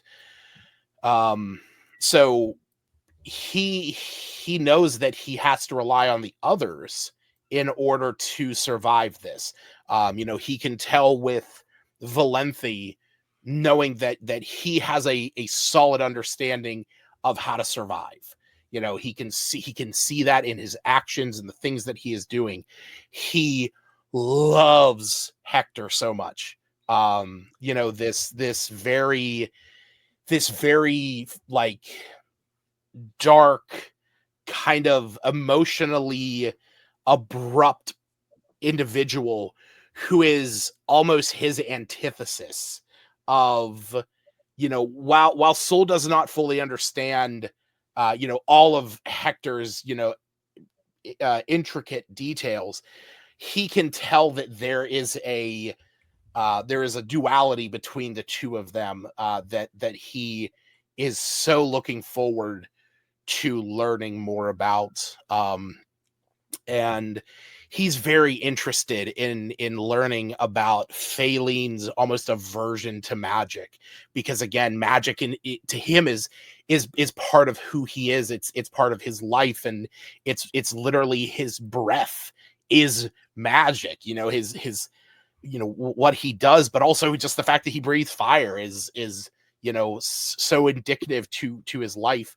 And understanding Omen, who seems so wild and so out there, but he can feel there's something within him that is very I don't want to say alluring. I think alluring is the wrong word, but something that he feels resonant to, and obviously that is a bit more meta, just because I believe Omen is an Azamar, if I'm not mistaken. Yeah. So, but so there's a bit of radiance there that he, a bit of divinity that I'm so hoping to be able to play into when it comes to Omen. But he's very much just in the mindset right now for these first 2 sessions of trying to take in as much as he can, trying to understand the situation that they're in, and to figure out how best can he protect those around him who find themselves in this same situation, because he thinks back to when he was Gold Runt 4 and would want somebody then to be that figure that he could rely on, that would be willing to take a stand and make a decision, and to be the one to help them move forward. Very well said. Very well said. All right. Faylene, how about you? Tell us what Faylene's experience has been thus far in the adventure from her perspective. Little insight into her. Sorry. Yeah, I mean, like I said, she, as far as like the circumstances of planar travel, this is not something she has a concept of. So, in that regard, she's still very much in denial of like, nope, that didn't happen. That's not possible. It's not even something it's not even something I can think of. So she probably thinks that, yeah, she's either dead, or that she is hallucinating, or that she is experiencing what she does know, which is hypothermia. And somehow maybe she hit her head, but ended up with this group of people. And so as far as she's concerned, she's like, there's snow, there's mountains, must be in my mountain range somewhere. And so as far as the rest of the group, she, I think, is more still just in the process of like trying to suss them out of, are these friendlies or foes? Are they figments of my imagination? And yeah, she's very perplexed by the people who are casting magic in front of her already, because she's like, if I let them see that I have magic, are they going to turn on me? Are they going to attack me? Are they going to turn me into this Roscovian army who is going to like conscript me, right? So when Lotto, right, said that he was like an athlete and like a trainer, she was like, oh, he must be a soldier. Like, he must be somebody who is going to take me away from my clan if I tell him that I have this ability, if we're in reality. Interesting. Okay. Yeah. Yeah, and that's so that's where she is with the party. And so because of all these things, I think that's why she's like, okay, what can I deal with and what do I know? And that's the cold. I know that the risk of exposure at the very least is real. And so she's looking to latch onto things that she is familiar with, or that makes some kind of sense to her. And so that's why she's like, yep, I'm making snowsuits, because if we don't get clothes, like, we're for sure dead. And I don't know, I was surprised by her reaction to Luna when Luna offered to heal her. But I think in a way that made sense, because she's like, okay, this person is also sort of hiding something. They're also sort of concealing their magic the way I am. Oh, they must get it, they must be like me in some way. And even if I don't trust her right now, at least I can work with that, So that's where she's at in terms of her thought process and the way she's conceptualizing things right now. Very good. Very interesting. Okay. Now, question 3. And I'm very interested to hear what you two have to say about this. What has been your character's most challenging role play moment yet? Let's start with Kelf and Soul. What has been Soul's most challenging role play moment yet? Oh, okay. Just to clarify, is this coming from the perspective of Soul, where he struggled, or is this coming from my perspective, where I struggled to kind of figure out how Soul would react? Oh, it could be either. I would say whichever one registered as more significant to you. So, whichever event. So the thing is a lot of the D&D characters that I have played in the past have been support characters, but a lot of the because I like to play a character that helps people, because I like to help people. But I often play characters that have very different personalities from me. I'm very I feel that I'm very friendly, I'm very outgoing, very extroverted, and so Soul kind of makes sense in that, but I don't like conflict.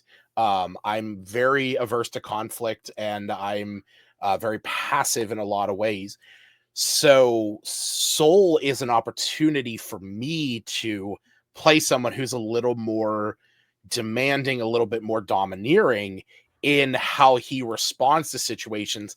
And it was last session when there was that tension between Valenthe and I believe it was Hector, Yes. over the dagger. And it was I wanted Soul. I wanted to find that moment, that energy within me to embody Soul, to just kind of step forward and interject himself and just say, enough of this. Give me the dagger if you can't handle the responsibilities of it. And at the same time, it's like, I feel in a way that Soul would have wanted to resolve that in a similar fashion, where he, would have taken control of it so that it wouldn't have escalated, which luckily it did not. It obviously did not escalate, but that was something that I was struggling with. And there's 2 reasons why I struggled with it. One, because I didn't know exactly how far over that line I wanted to put Soul. Did I want him to be somebody who was, willing to forcefully take control of a situation that he felt was running, about to run rampant?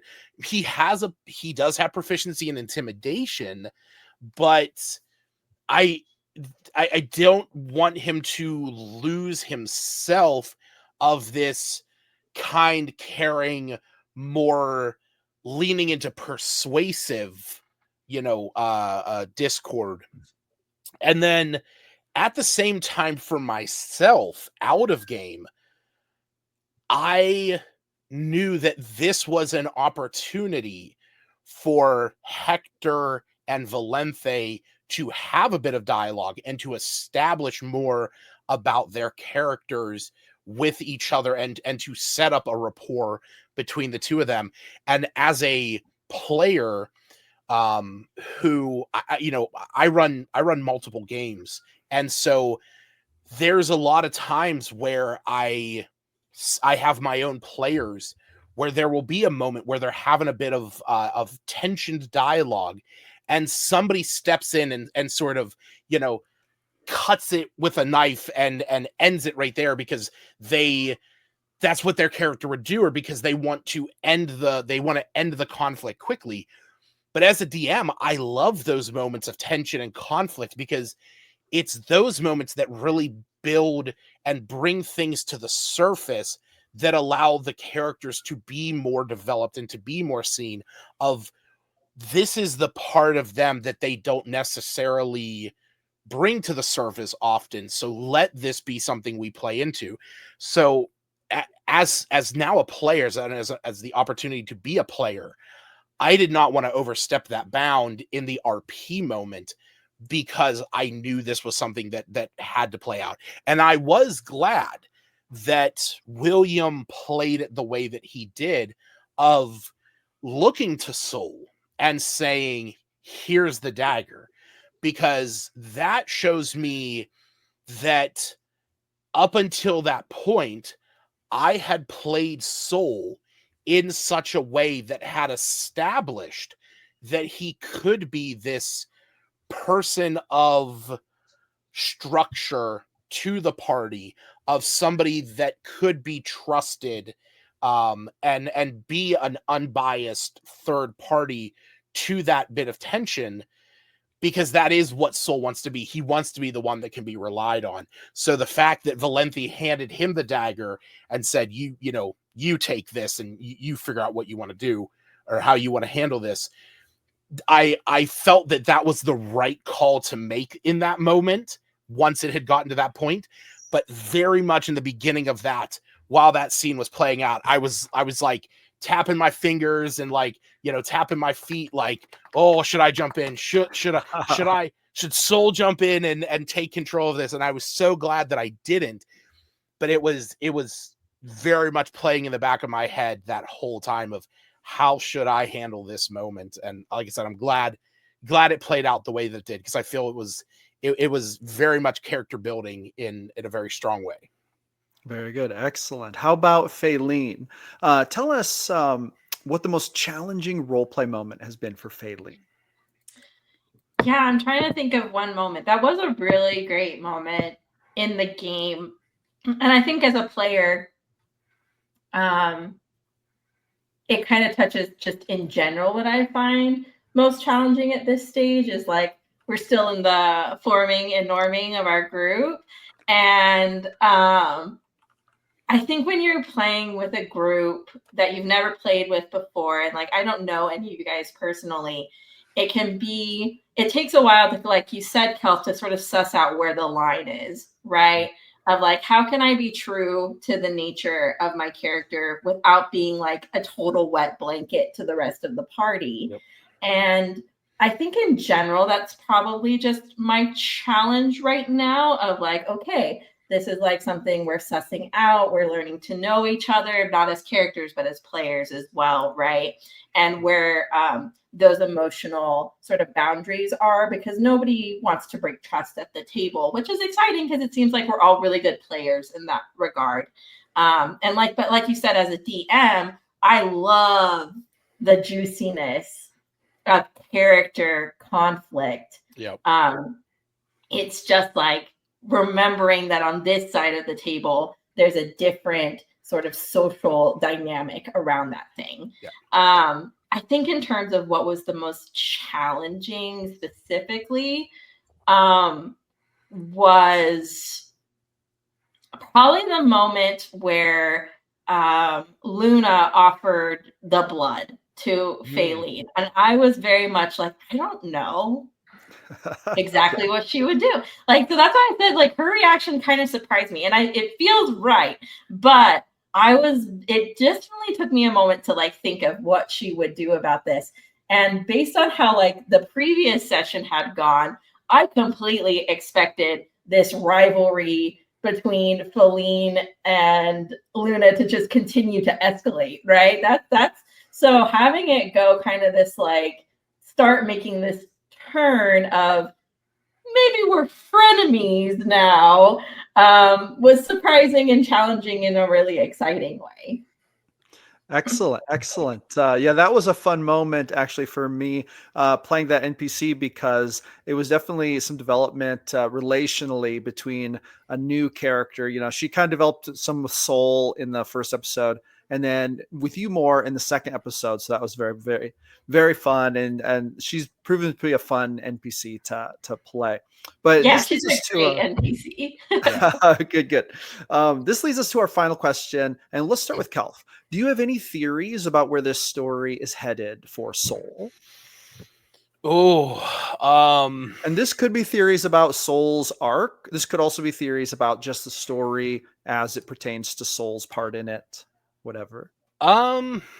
So I know Soul wants to sit down and read those books that we found. He wants to read those journals.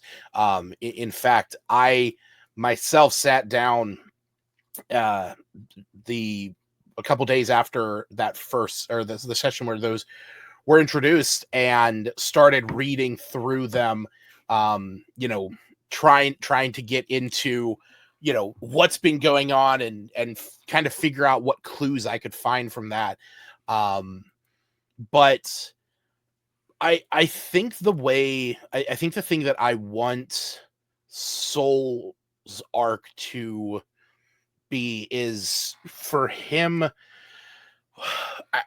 From his mind, he does want to become that leader that he feels in his heart that he can be. I want that to be that's something that he would want more than anything, is to have a sense of ownership and a sense of responsibility over these others that he sees now as an opportunity to prove himself.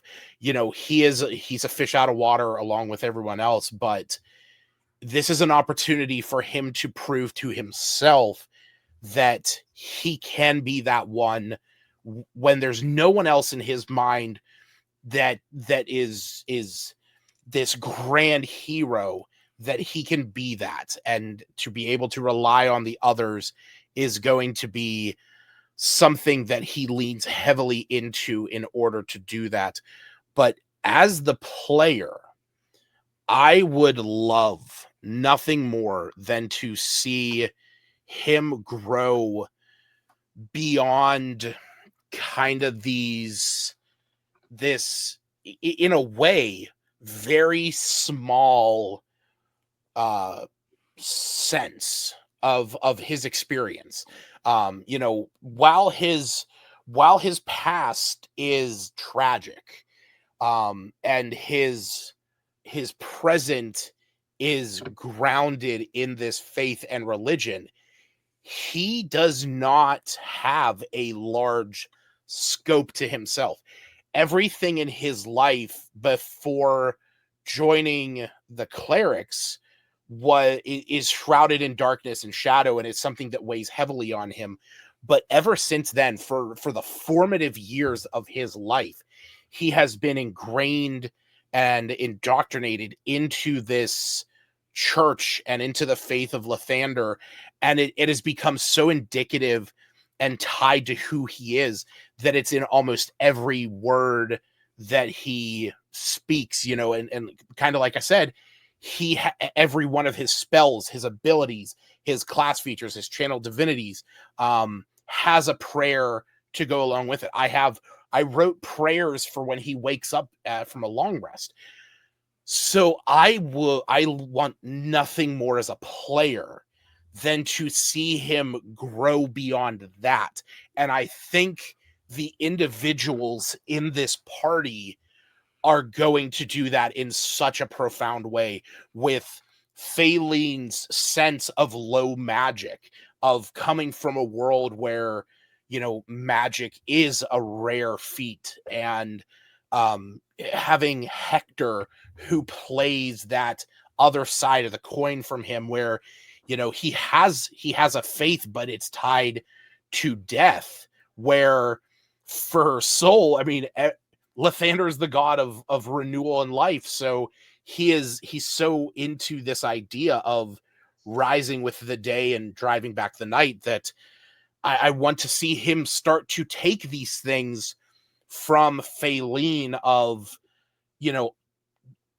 not necessarily relying on his magics per se so much, relying more on practicality, and having Hector there as an influence that maybe light, maybe that sense of radiance isn't always the answer. Even though that is what Soul believes in now. I want to see him go down that path. I can't even imagine what he's going to learn from Omen, because of the way that Mr. Vincent plays him. I am so excited to see what he can learn from him, and to have, I feel in a way that Valente, the way that William plays him, having a sense of responsibility, is going to be kind of that reassuring sense of who he is, somebody that is a bit more grounded in a similar sense that he is.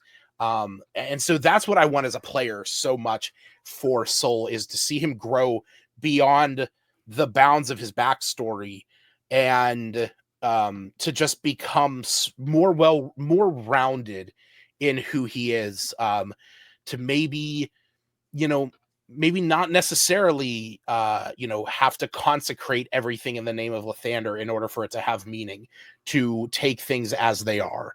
Because that was a big thing with that lantern with him. I after that session, I had wrote up a little prayer that he would have said as he was doing that.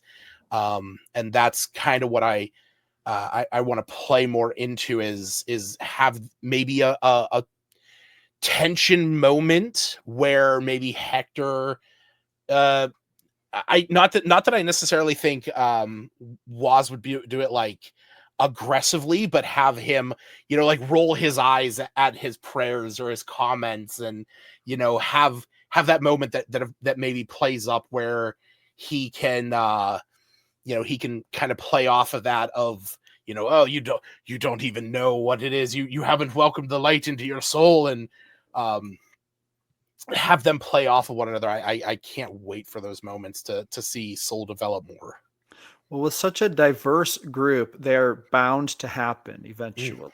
And that's going to be a lot of fun. Cannot wait. So, Faylene, how about you? Do you have any theories about where the story is headed for Faylene? For Faylene, I mean, I'll tell you, Josh, just like straight up as a player, I have like no preconceived expectations of where her arc is going to go. I'm the kind of player where I try to be very open and not want to railroad my character in any way, because I have like a preconceived idea of what they should be going forward. So I'm very excited.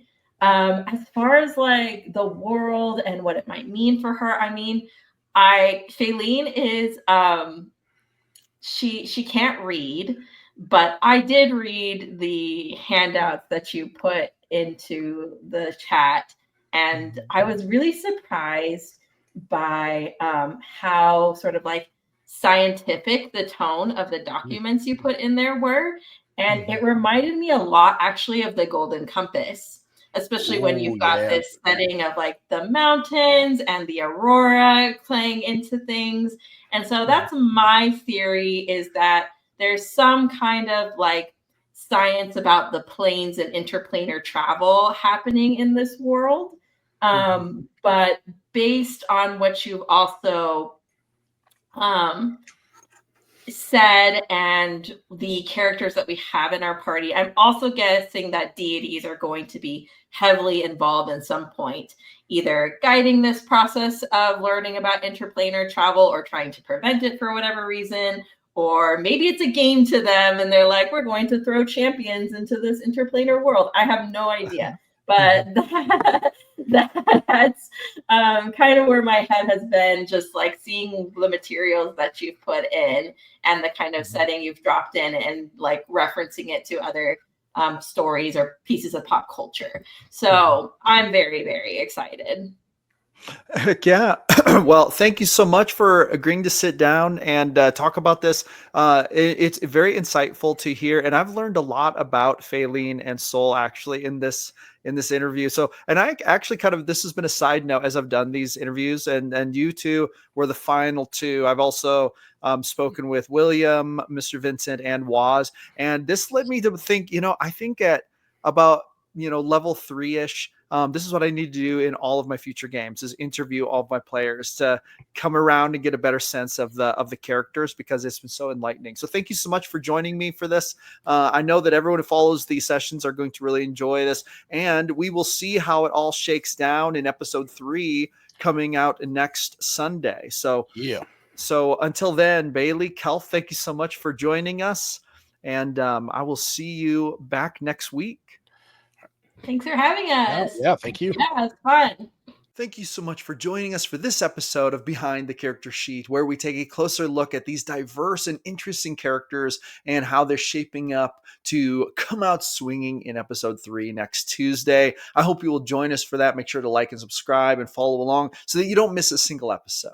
With that being said, I want to give a huge shout out and thank you to the players for doing these interviews with me. I want to give a huge thank you and shout out to all of our Ko-Fi members, especially our first gold member, Craig. Thank you so much for supporting the channel and all the awesome stuff we have going on here at GM Philosophy. If you would like to support the channel, become a Ko-Fi member. The link is down in the description. I would encourage you to join our Discord, to sign up for our email list, to get your free plot randomizer ebook, and to consider becoming a Ko-Fi supporter to support the channel. With that being said, that's going to be it for this one. Roll some D100s for me at your next session, and I will see you awesome people on the next one.